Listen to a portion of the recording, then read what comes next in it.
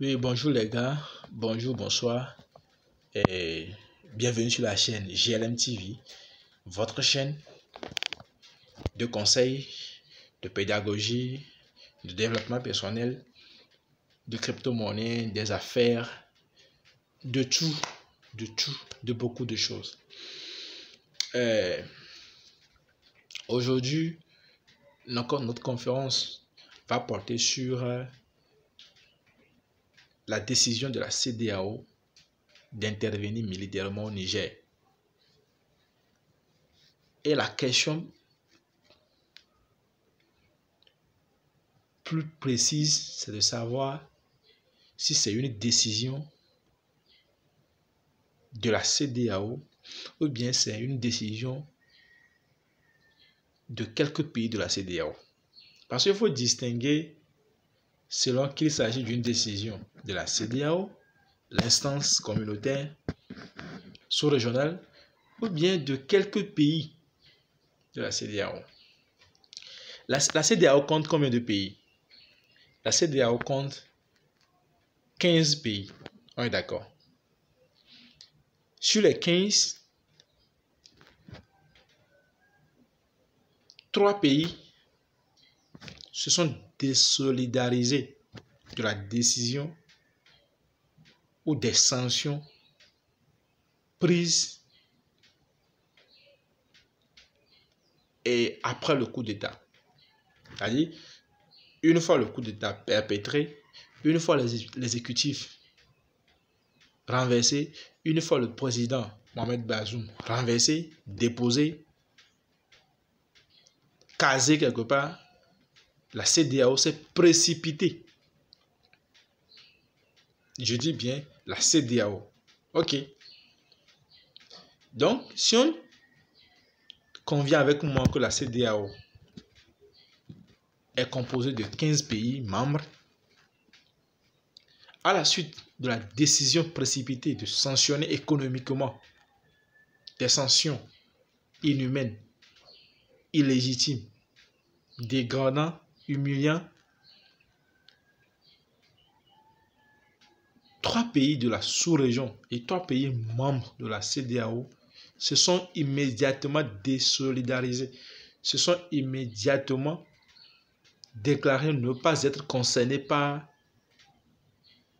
la dite décision. Se sont déclarés ne pas appliquer, de ne pas appliquer les sanctions éditées par la prétendue instance sous-régionale. Je veux parler en l'occurrence du Mali, du Burkina et de la Guinée. Donc ces 3 pays déjà se sont désolidarisés. Donc, quand on prend 15 pays membres et 3 qui se désolidarisent, il reste combien? Mathématiquement parlant, il nous reste 12. Maintenant, sur les 12, on doit retrancher le Niger, parce que le Niger est le pays concerné. Le pays dans lequel il y a le coup d'État, c'est le Niger. Donc, naturellement, logiquement, nous devons soustraire le Niger de l'effectif. Donc, si on soustrait le Niger de l'effectif, il va rester 11 pays. Donc, ça veut dire que notre CEDEAO actuelle qui prend des décisions ne sait qui sort d'où, est composée de 11 pays. En tout cas, c'est encore provisoire. Parce qu'on va continuer les analyses. On continue l'analyse. Maintenant, sur les 11 pays restants, on ne voit que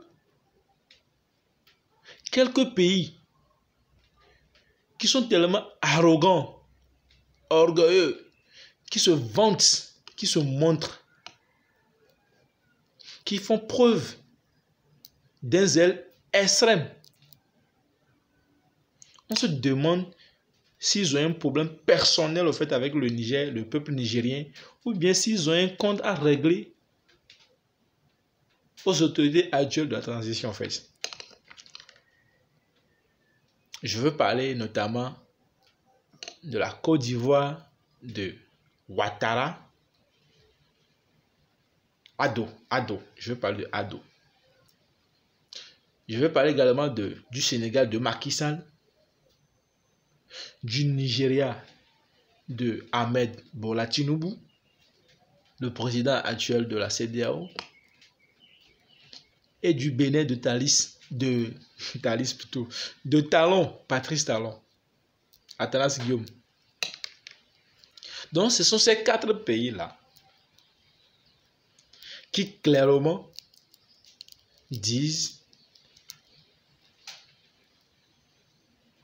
vouloir envoyer des contingents pour aller déloger les militaires au pouvoir au Niger et réinstaurer le président que nous considérons déjà comme oublié. Ils veulent le réinstaurer au pouvoir. Donc ce sont ces 4 pays en fait. Donc si on comprend bien, ce n'est pas la CEDEAO.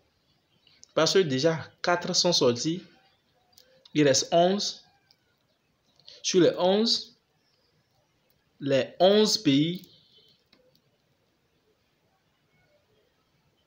ne s'affirment pas ouvertement, ne disent pas ouvertement leur position sur les sanctions et la décision d'intervenir militaire. À l'exception du Cap-Vert. Le Cap-Vert, le président du Cap-Vert se dit ne pas être concerné par cette intervention.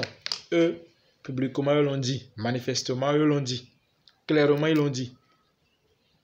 Intervenir au Niger, ça ne le concerne pas. Donc, ça veut dire que si on prend les 11 restants, le Cap-Vert se désolidarise de la décision d'intervenir militairement au Niger. Ça veut dire qu'il reste 10. Maintenant, sur les 10, c'est seulement 4. Je vais parler de la Côte d'Ivoire, du Sénégal, du Bénin et du Nigeria, qui sont actuellement prêts à envoyer des contingents militaires.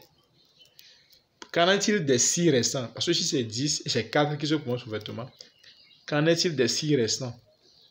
Sur les 6 restants, il y a des gens qui font la diplomatie du couloir. Quand je prends par exemple l'exemple du Togo, le président Faure et Sognan Gnassingbé mènent des diplomaties